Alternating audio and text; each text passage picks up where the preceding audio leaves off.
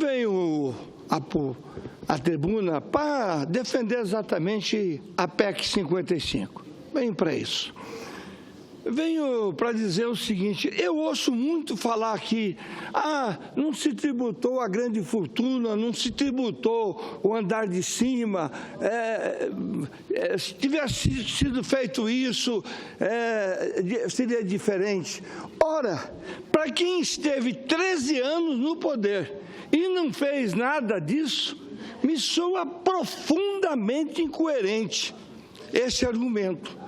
De não fez isso, não fez aquilo, não fez aquilo. Como se os 13 anos não tivessem significado nada. Ora, 13 anos, e aí ninguém pensava nisso? Ninguém pensou em tributar a grande fortuna? Então, é uma coisa engraçada a incoerência. Sem falar de que houve uma ligação muito grande, né, entre o governo anterior e os chamados poderosos, que dominam, pelo menos, aqui o setor no país. Então, a emenda 55, ela tem que definir se nós vamos continuar com a chamada política anticíclica, que é o que eu vejo vários senadores aqui defenderem. O que é essa política anticíclica? Que começou lá em 2007 e 2009, quando o estouro da bolha lá das construções nos Estados Unidos, e que foi chamado de marolinha, e que lá foi feito o ajuste, e aqui ao contrário. Foi feito investimento, crédito, investiu, criou. Eu sempre trago como exemplo o negócio do crédito facilitado dos caminhões. Havia uma facilidade tão grande de crédito naquela época que gente que nunca mexeu com caminhão na vida dele comprou caminhão com prazo de carência de 2 anos, com juro de 2% ao ano. E aí, profissional liberal, gente que nunca... Todo mundo comprou caminhão. O que é que aconteceu? Aumentou a oferta, né, do transporte, e aí quando o país entra em crise, diminui a carga e o frete vai lá embaixo e nós enfrentamos aquela greve terrível lá, da qual que hoje ministro Blairo Maggi fomos lá tentar intermediar. Então, são coisas que realmente aqui o plenário do Senado vai votar, né, conscientemente, se nós vamos continuar, como querem alguns, né, fazendo a mesma coisa, as mesmas coisas, ou seja, investindo em crédito, investindo em investimento. Ouço algumas inverdades dizendo que o investimento primário é 17% e comparo o Brasil com Marrakech, com não sei outros países. Não é verdade isso, porque quando fala 17%, estão falando 17% só da União. Eles excluem os investimentos primários dos municípios e dos estados, enquanto que compara com estados aonde são incluídos o investimento primário em município e estado. E quando você inclui o investimento primário em município também nos estados, nós ficamos na média dos investimentos primários.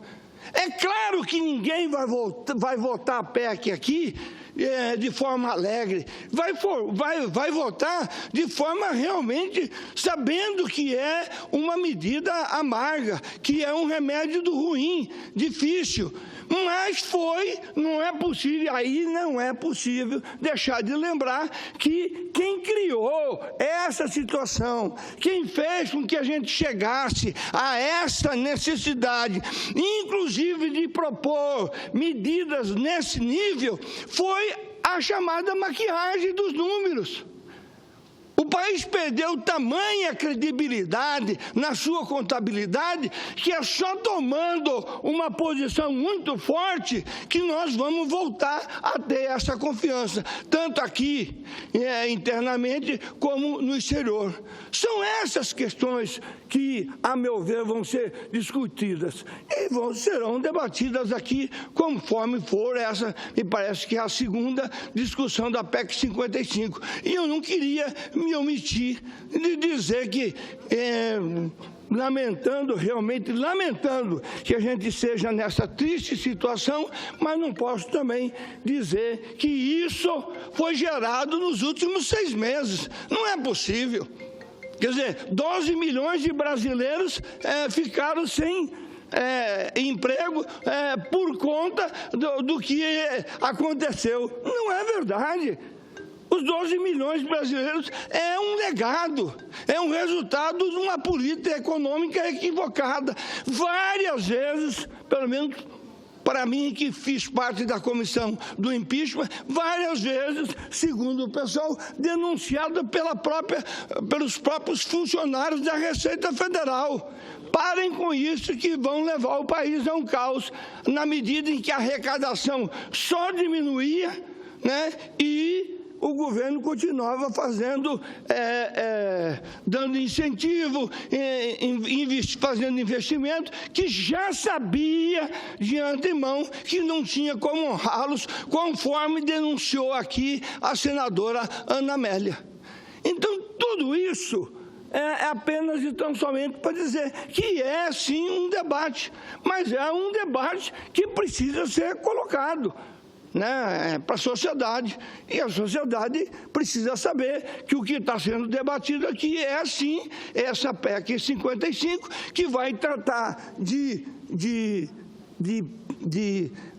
ou você continua do jeito que está, né, ou você, então, vai colocar, e me parece que já há, por parte da oposição, a quem eu tenho respeito, não sou um daqueles, uma alternativa que pudesse amenizar isso, ou quem sabe criar mecanismos diferentes, mas que levasse ao mesmo caminho. Porque eu não sou economista, mas eu vejo claramente que me parece que o país não tem outro caminho a não ser fazer os ajustes fiscais, se quiser realmente recuperar a credibilidade, os investimentos. É verdade que a crise também, que a eleição, principalmente do presidente Trump, cria, nesse momento, uma instabilidade econômica. Tudo isso tem que ser considerado.